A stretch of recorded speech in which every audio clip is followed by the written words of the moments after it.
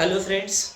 So today we are going to study our next topic, that is the outbreeding devices and pollen pistil interactions. Yes, this is the last lecture for your first chapter. Means we are at the edge of the chapter. विद्यार्थी मित्रांनो, आता हे जे lecture आहे हे lecture साहजिकच आहे.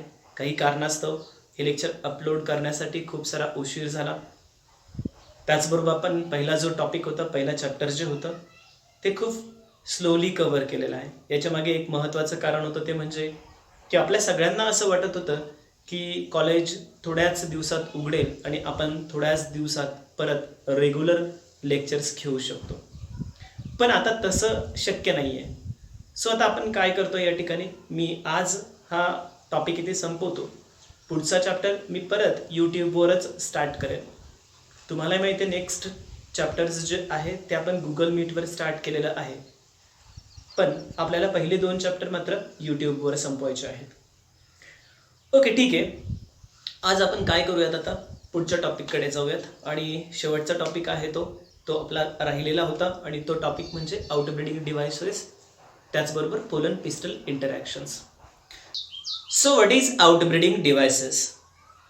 Outbreeding devices are nothing but the certain mechanics that present in a plant or flower which avoids the self pollination and favors the cross pollination. So काही प्लांट्स मध्ये सेल्फ पॉलिनेशन अवॉइड करण्यासाठी आणि cross pollination favour करण्यासाठी, cross pollination carry on करण्यासाठी काही mechanics present असतात, काही changes present असतात. त्या सगळ्या चेंजेसला, त्या सगळ्या मेकॅनिक्सला आपण आउटब्रीडिंग डिव्हाइसेस असं म्हणूयात. ओके, सो काय गरज काय या आउटब्रीडिंग डिव्हाइसेसची किंवा क्रॉस पॉलिनेशनची काय गरज आहे?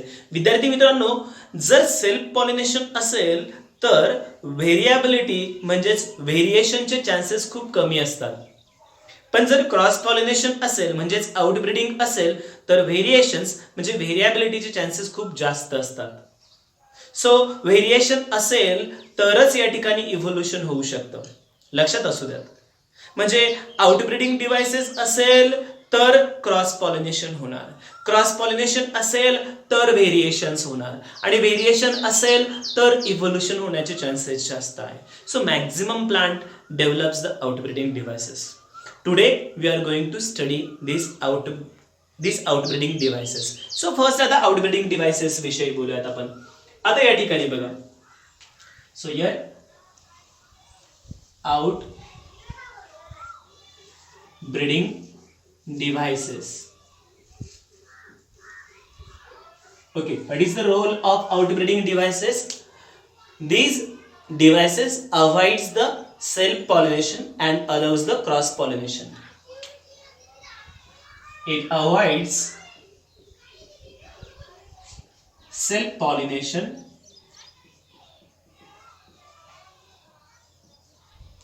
and favors cross pollination. Okay, so outbreeding devices avoids the self pollination and favors the cross pollination. Here now the important thing, it is to be a variation. हे कशासाठी असणार आहे? व्हेरिएशन्स साठी असणार आहे. सो इट इज फॉर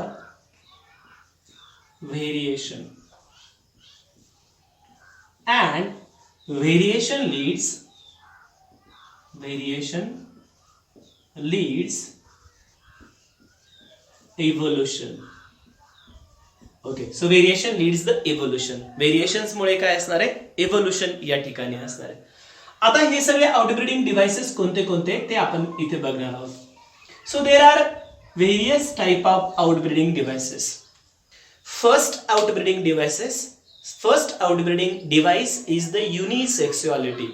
पहिलं outbreeding devices बघूया, ते आहे युनिसेक्सुअलिटी.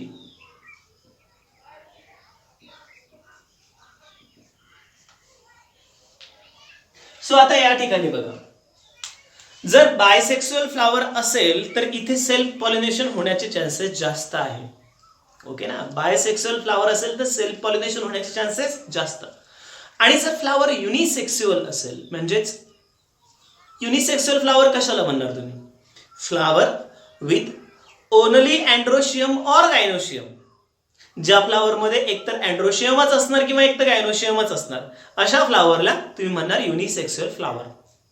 सो विचार करा, जर मेल फ्लावर आणि फिमेल फ्लावर असेल तर त्यांच्यामध्ये सेल्फ पॉलिनेशन होण्याचे चान्सेस कमी आहे. त्यांच्यामध्ये क्रॉस पॉलिनेशन म्हणजेच आउटब्रीडिंग होण्याचे चान्सेस काय जास्त आहे. सो हे कॉमन मेकॅनिझम, कॉमन डिव्हाइस या ठिकाणी असेल. Unisexuality, presence of only a male or female reproductive part in a flower is nothing but a unisexual flower. लक्षात असू द्या. What is unisexual flower? Flower with only androecium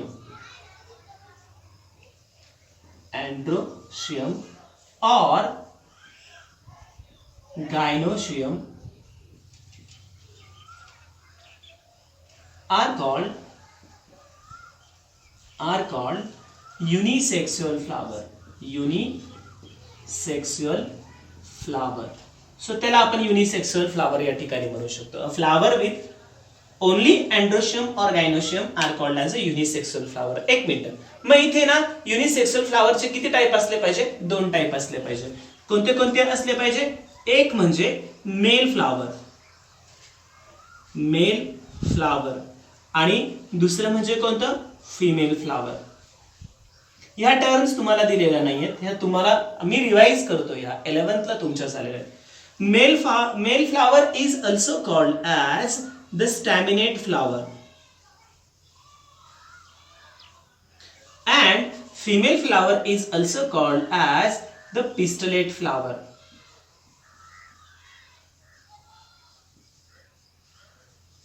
Okay, a staminate flower and pistillate flower means a staminate flower is only have a stamen, that is a androecium, and pistillate flower is only have a gynoecium. लक्षात असू द्या. So अजून एक, unisexual flowers or unisexual plant are of again 2 type. First one is the monoecious and second is the dioecious. काही plant monoecious असतात आणि काही plant कसे असतात? डायोसियस असतात. सो मोनोसियस म्हणजेच if an male and female flower present on the same plant then it is called as a monoecious. जर male flower आणि फिमेल फ्लावर एकाच प्लांटवर असतील तर त्याला मोनोसियस म्हणायचं. If male and female flower present on the different plant then it is called as a dioecious flower or dioecious plant. त्याला dioecious plant म्हणा. सो इथे 2 टाइप आहे. पुन्हा एकदा युनिसेक्सुअल फ्लावरचे. ए काय घेऊयात आपण?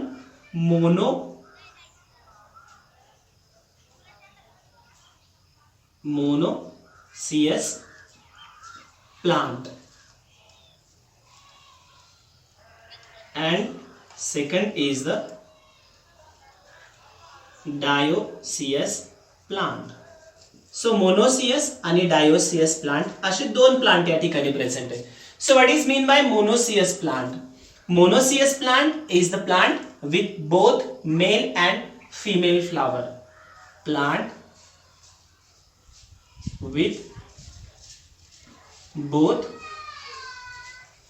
Mail and female flower. Okay, and dioecious plant means a plant in which male and female flower present on the different plants. Here male and female plant, here male and female flowers present on 2 different plant.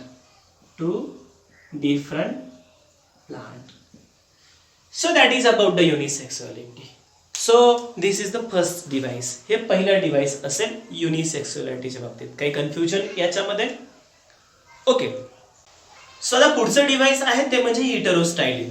मी एकदा या ठिकाणी हिटरोस्टायली काय आहे ते एकदा समजावून सांगतो, आपण नंतर मग स्टेटमेंट बघूयात. Here in some plant different forms of flowers are present in which stigma and style are placed at the different sides.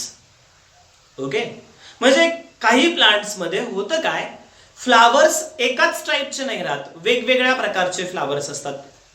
युनिसेक्सुअलिटी वगैरे ही कन्सेप्ट आता बाजूलाच ठेवून द्या. तुम्ही म्हणाल सर हे फ्लावरचे टाईपच आहे, हे बाजूला ठेवा. म्हणजे फ्लावरचे जे अँड्रोशियम आहे आणि गायनोशियम आहे ना, त्यांच्या पोझिशन्स चेंज झालेल्या आहे. म्हणजे एकाच प्लांटमध्ये वेगवेगळ्या प्रकारचे फ्लावर्स प्रेझेंट आहे की ज्याच्यामध्ये अँड्रोशियम आणि गायनोशियमच्या पोझिशन काय झाल्या, चेंज झाल्यात. त्याला आपण काय म्हणणार आहे, हिटेरोस्टायली, किंवा त्यालाच आपण काय म्हणणार आहे, हिटेरोमॉर्फी और हिटेरोअँथी. याचं बेस्ट एक्झाम्पल आहे प्राइमरोज. प्राइमरोज हे जो प्लांट आहे त्या प्लांटमध्ये जर तुम्ही फ्लावर्स बघितले तर ते फ्लावर्स वेगवेगळ्या प्रकारचे according to the position of androecium and gynoecium. So heterostyly. आता हिटेरोस्टायली ही टर्म आपण एकदा लिहून घेऊयात. Here third heterostyly. काय आहे हिटेरोस्टायली, डेफिनेशन कशी करणार मग तुम्ही, in some plants different forms of flowers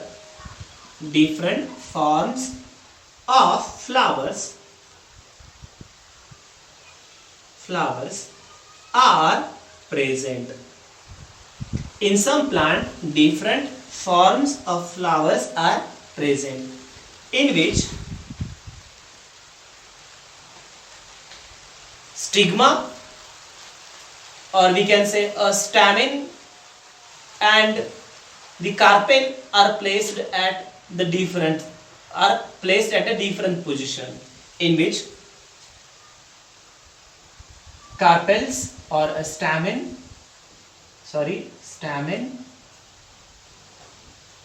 and stigma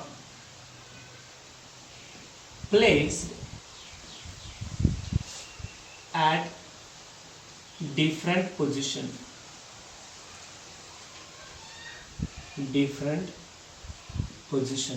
okay, so या पद्धतीने, एक मिनिट, तुम्हाला हे दिसत नसेल, हियर काय definition, in some plants different forms of flowers are present in which stamen and stigma placed at different position.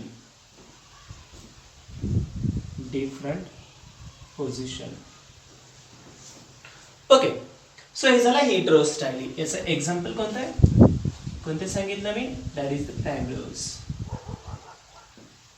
So primrose हे example त्याचं असेल. So this is the second device. Now the third device. आता तिसरा device. Third device is the dichogamy.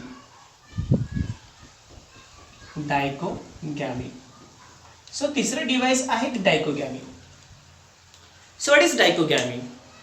Here in some plant androecium and gynoecium matures at the different time. That is called as a dichogamy.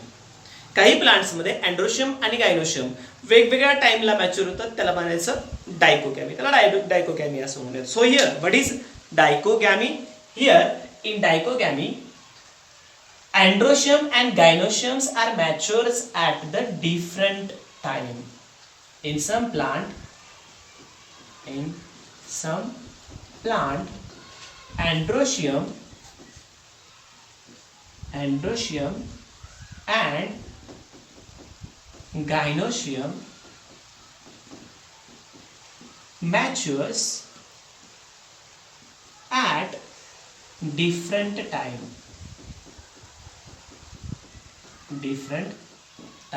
So that is called as a dichogamy. आता या ठिकाणी विचार करा, जर androecium आणि gynoecium वेगवेगळ्या टाइमला mature झाले तर सेल्फ पॉलिनेशन होण्याचे चान्सेस आहे का? नाही. म्हणजे समजा आधी जर अँड्रोशियम मॅच्युअर झाला तर अँड्रोशियम मॅच्युअर झाल्यानंतर पोलन ग्रेन्स सगळे दुसरीकडे निघून जाणार. मग काही वेळाने काही दिवसांनी गायनोशियम मॅच्युअर होणार.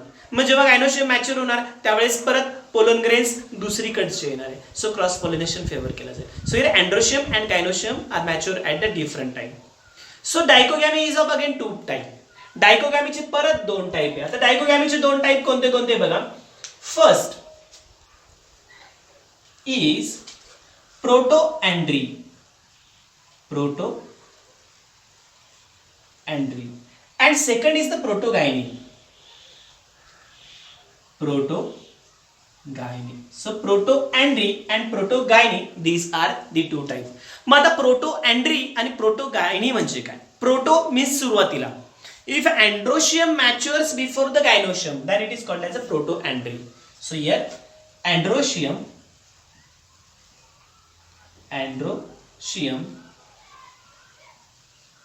matures before gynocium.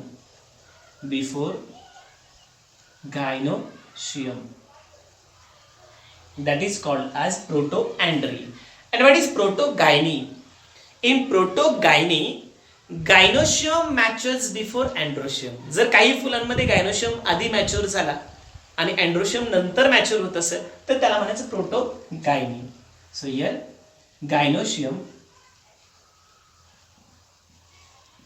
matures before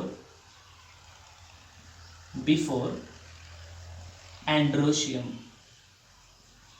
is called as protogyny. So त्याला प्रोटोगायनी म्हणतात. Sunflower is a best example of the protoandry.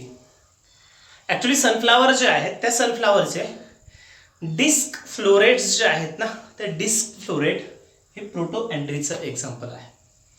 आणि प्रोटोगायनीचं एक्झाम्पल आहे ग्लोरिएसा. ग्लोरिएसा सुपरबा नावाचं एक प्लांट आहे. त्या प्लांटचे जे फ्लावर्स आहेत त्या फ्लावर्समध्ये प्रोटोगायनी ही कन्सेप्ट असते. ओके. सो एकदा मी एक्झाम्पल्स लिहितो. डिस्क फ्लोरेट्स ऑफ कशाचे? Sunflower. And here example Gloriesa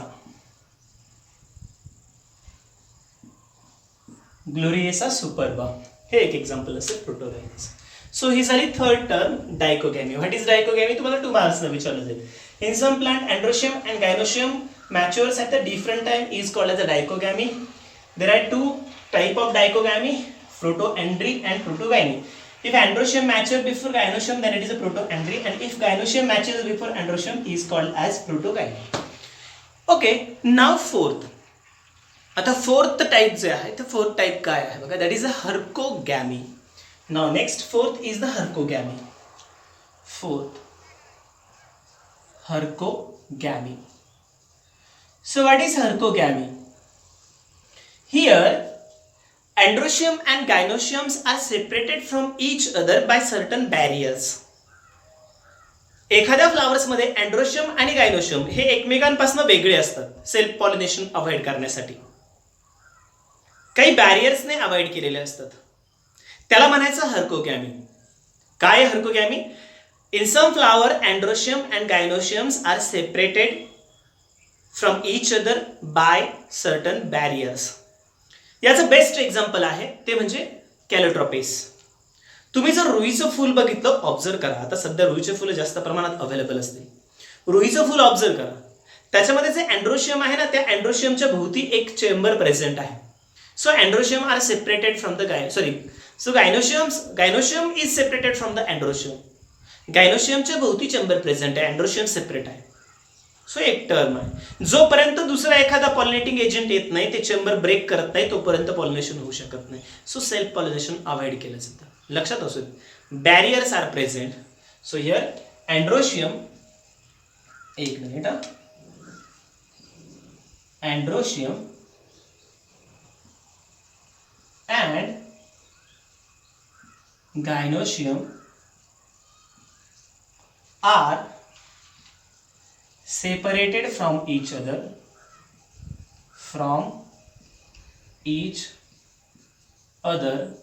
by certain barriers are called as hercogamy. Is called as a hercogamy. याचं बेस्ट एक्झाम्पल काय सांगितलं मी तुम्हाला? Calotropis. So calotropis is the best example. हे झालं फोर्थ डिव्हाइस. पहिलं device कोणतं बघितलं? युनिसेक्सुअलिटी. दुसरं हिटरोस्टायली, त्यालाच आपण हिटरोमॉर्फी आणि हिटरोअँथी पण म्हटलेलं आहे. तिसरं डिव्हाइस बघितलं डायकोगॅमी आणि चौथं डिव्हाइस या ठिकाणी कोणतं बघितलंय? हर्कोगॅमी. नाउ नेक्स्ट डिव्हाइस या ठिकाणी आहे ते म्हणजे सेल्फ इनकम्पॅटेबिलिटी. आणि त्यालाच पॅरलल अजून एक आहे, म्हणजे टोटल 6 डिव्हाइसेस आहे. शेवटचे 2 डिव्हाइसेस आहेत ना, हे जवळपास सारखे आहे. दोघांना डिफरन्शिएट करता येत नाही आपल्याला प्रॉपरली. त्याला आपण सेल्फ इनकम्पॅटेबिलिटी म्हणूयात. So what is self incompatibility? Self incompatibility means pollen grains of own flower not able to germinate on stigma. स्वतःच्याच फ्लावरचे पोलन ग्रेन त्या स्टिग्मावर जर्मिनेट होत नाही, त्याला सेल्फ इनकम्पॅटेबिलिटी म्हटलं जातं. याचं बेस्ट एक्झाम्पल आहे टोबॅको. विचार करा, त्याच फ्लावरचे पोलन ग्रेन्स त्याच स्टिग्मावर जर पडले तर ते जर्मिनेट होणार नाही, म्हणजे दुसरे पोलन ग्रेन्स जर्मिनेट होतील. त्याला सेल्फ इनकम्पॅटेबिलिटी म्हणा. त्याचं बेस्ट एक्झाम्पल आहे टोबॅको हे एक्झाम्पल असेल. मी इथे मेन्शन करतो इथे सेल्फ इनकम्पॅटेबिलिटी. सो फिफ्थ एक काम करूयात आपण या ठिकाणी मेन्शन करूयात, what is self incompatibility? Self incompatibility.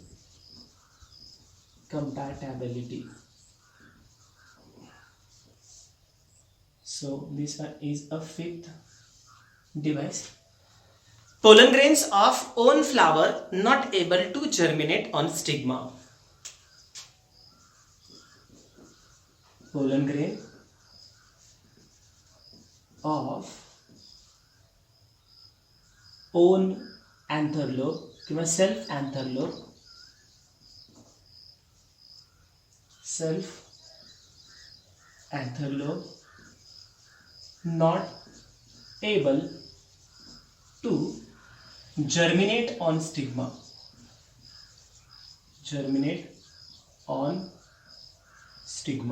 That is called as self incompatibility. त्याला आपण सेल्फ इनकम्पॅटेबिलिटी म्हणूयात. बेस्ट एक्झाम्पल मी तुम्हाला कोणतं सांगितलंय? Tobacco example. टोबॅको. आणि यालाच पॅरलल एक दुसरी टर्म तुम्हाला दिलेली आहे, दुसरं डिव्हाइस तुम्हाला दिलेलं आहे आणि ते म्हणजे प्रीपोटेन्सी.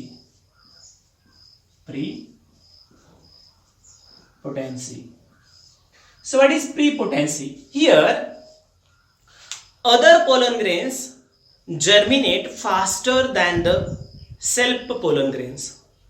दुसरे पोलन ग्रेन्स जे आहेत ना ते स्टिग्मावर फास्टली ग्रो होतात. ओके, थोडंसं कन्फ्युजिंग आहे हे. जवळपास सेल्फ इनकम्पॅटेबिलिटी आहे, फक्त टर्म थोडीशी चेंज केलेली आहे. म्हणजे स्वतःचे पोलन ग्रेन्स जर्मिनेट होतात मान्य आहे, पण दुसरे पोलन ग्रेन्स जे आहेत ना ते स्वतःच्या पोलन ग्रेन्सच्या तुलनेमध्ये जरा फास्टली जर्मिनेट होत असतील तर त्याला प्रीपोटेन्सी असं म्हणायचं. याचं बेस्ट एक्झाम्पल आहे ॲपल हे याचं एक्झाम्पल आहे. So here in prepotency other pollen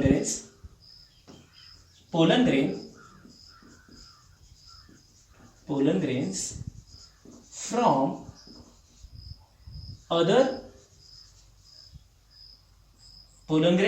other flower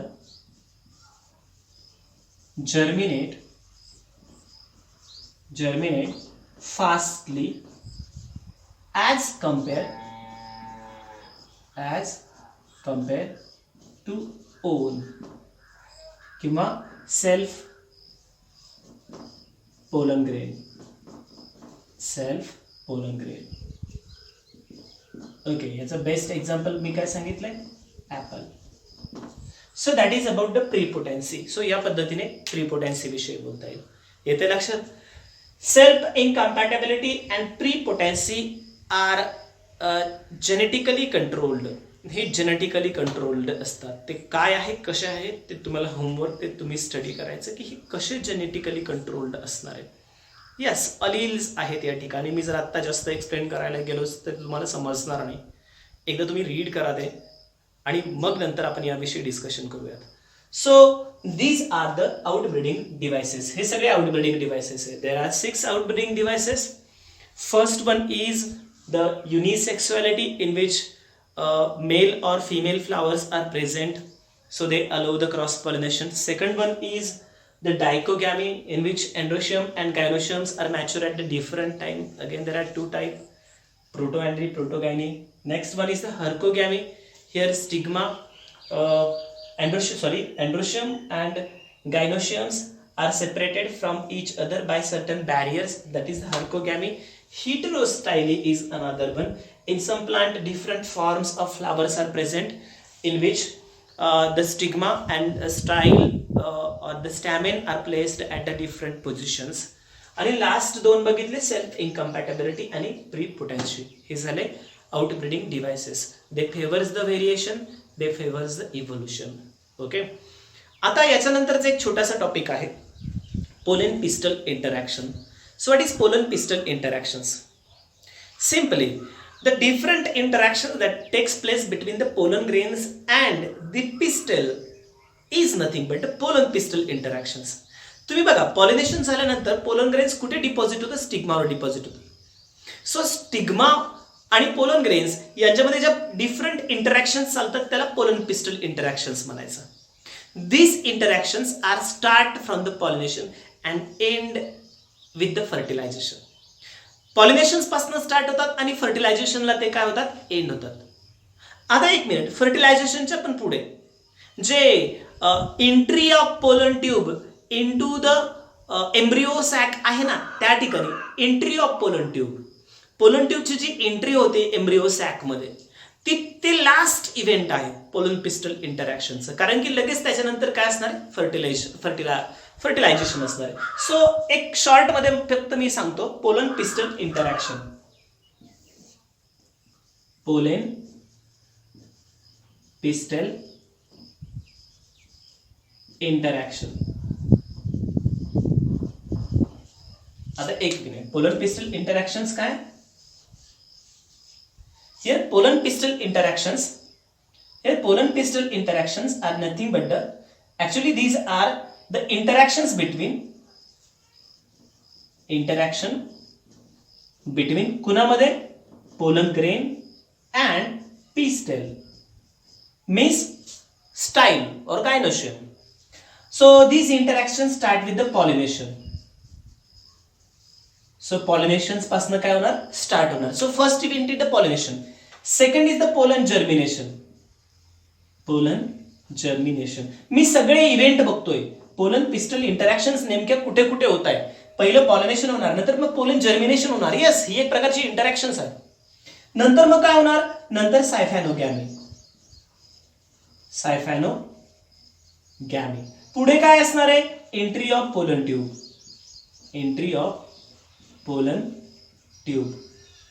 in ovule.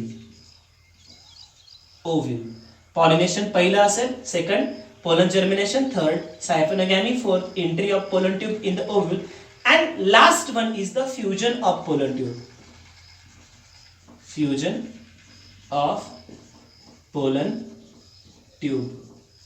आणि सगळ्यात शेवटचा इव्हेंट असतो तो म्हणजे फर्टिलायझेशन. सो जर पोलन पिस्टल इंटरॅक्शन्स ऍक्च्युअल बघितल्या तर कोणत्या आहेत? Pollen germination, siphonogamy, entry of pollen tube in ovule and a fusion of pollen tube. हे सगळे पोलन पिस्टल इंटरॅक्शन्स आहेत.